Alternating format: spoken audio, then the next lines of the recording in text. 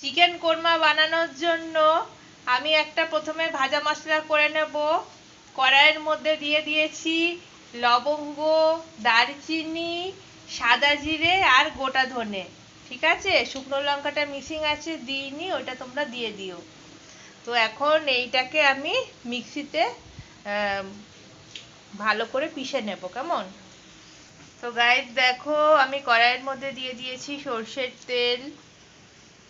ঠিক আছে, আর এই দেখো এই পেঁয়াজগুলো আমি এখন বেরেস্তা করে নেব। ঠিক আছে, আর এখানে আছে আদা রসুন, এই আদা রসুনও দেব। প্রথমে এই বেরেস্তাটা করে নেব তেলের মধ্যে। দেখো তেলটা ভালো মতো গরম হয়ে গেছে, ধোঁয়াও উঠছে। ঠিক আছে, গ্যাসটাকে আমি এখন কম করে রেখেছি।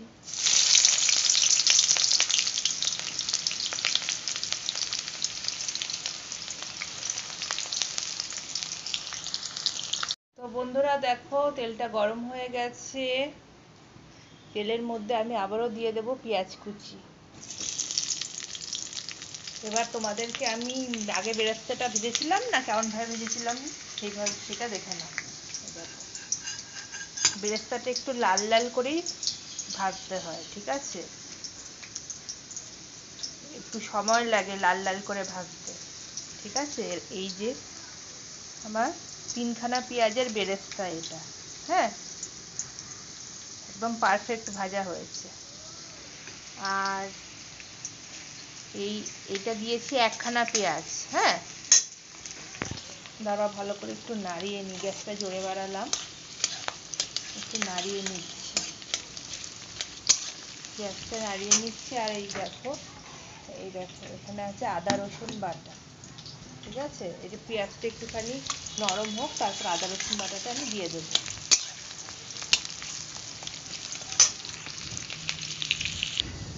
এই দেখো আমি আদা রসুন দিয়ে দিয়েছি, থেতো করা আদা রসুন। এই পেঁয়াজ আদা রসুনটাকে খুব ভালো করে এখন কষাচ্ছি।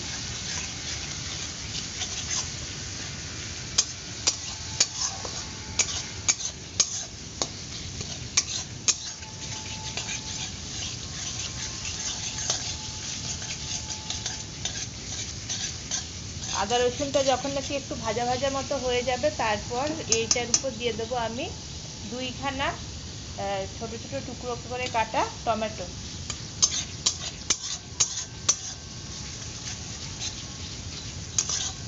আদা রসুনটা ভালোভাবে যদি ভাজা ভাজা না হয় না, তাহলে ওই একটা উগ্র ঝাঁজ, সেই উগ্র ঝাঁজটা কিন্তু বেরাবে। সেই জন্য ভালো করে ভাজতে হবে। তো দেখো দিয়ে দিয়েছি টুকরো করে কাটা টমেটো। এবারে খুব ভালো মতো কষিয়ে নেব। আবার এইটা কষানো হয়ে গেলে দিয়ে দেব মাংস। ঠিক আছে, মাংস বলতে 2খানা ব্রেস্ট পিস, ওই 12-13টা মতো মাংসের টুকরো আছে। কেমন? দাঁড়াও মাংসটা দেখাচ্ছি তোমাদের। তো দেখো বন্ধুরা, পেঁয়াজ আদা রসুনটা তো ভালো মতো কষানো হয়ে গেছে। এখন চিকেনগুলো আমি ছেড়ে দেবো, আর শুধু তো ব্রেস্ট পিস আছে। তো দেখো বন্ধুরা, চিকেনগুলো আমি ছেড়ে দিয়েছি, 2খানা ব্রেস্ট পিস তো প্রথমেই বললাম। এবার এর উপর দিয়ে দেবো লবণ, হলুদ আর কাশ্মীরি রেড চিলি পাউডার।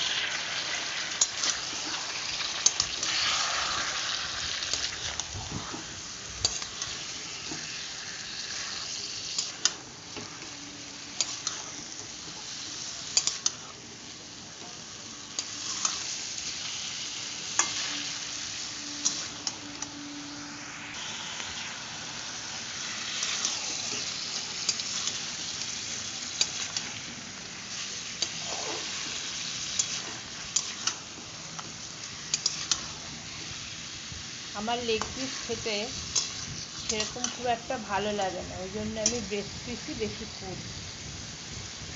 কেমন? আর এখানে চিকেনের পিসগুলো অনেক বড় বড় আছে।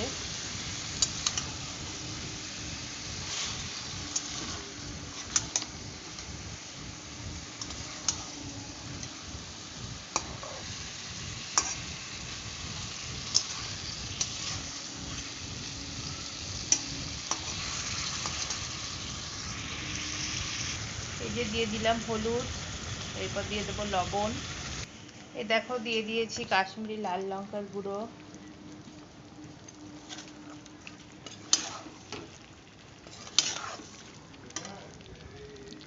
দেখো আমি এখন চিকেনটাকে ভালো মতো কষিয়ে নিচ্ছি।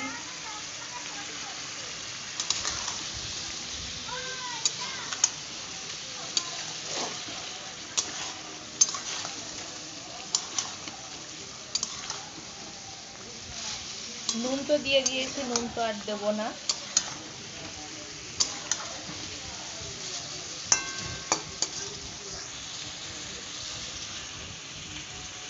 দেখো এখন আমি বেরেস্তাটা মিক্সিতে গ্রাইন্ড করে নেব। দেখো দিয়ে দিয়েছি বেরেস্তা বাটা। এবার আমি টক দইটা এটার মধ্যে গ্রাইন্ড করে নেব। ঠিক আছে, এটা ভালো করে একটু নাড়াবো। দেখো আমি দইটাও গ্রাইন্ড করে নেব। টক দই আছে এখানে 250 গ্রাম। তো বন্ধুরা দেখো আমি চিকেনের মধ্যে দিয়ে দেবো ফ্যাটানো টক দইটা।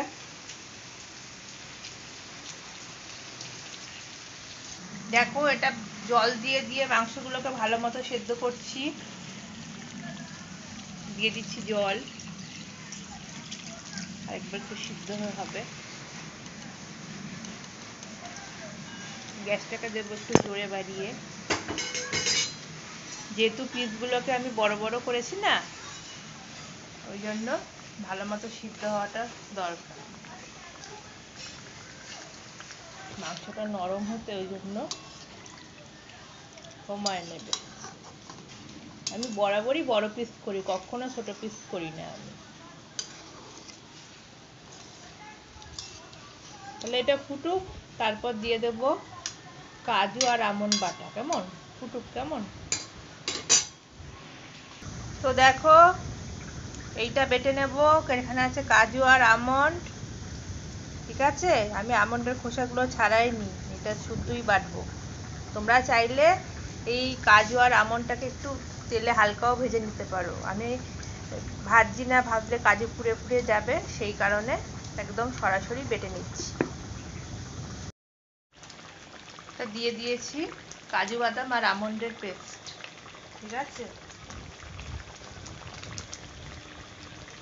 এখন দিয়ে দেবো সবটা ভাজা মশলা।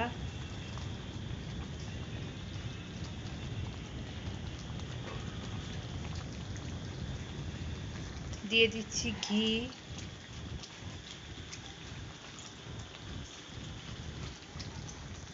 তো দেখো গাইস ফাইনাল লুকটা। ঠিক আছে, তো ফাইনাল লুকটা এখন আমি নামিয়ে দেবো। খুব সুন্দর হয়েছে বানানোটা, আর উপর দিক দিয়ে তেল ভাসছে, একদম পুরো গ্রেভি গ্রেভি। ইয়ে হয়ে গেছে, সন্ধ্যা হয়ে গেছে, ওই 6:30 বাজতে যায়। তো ঠিক আছে চলো,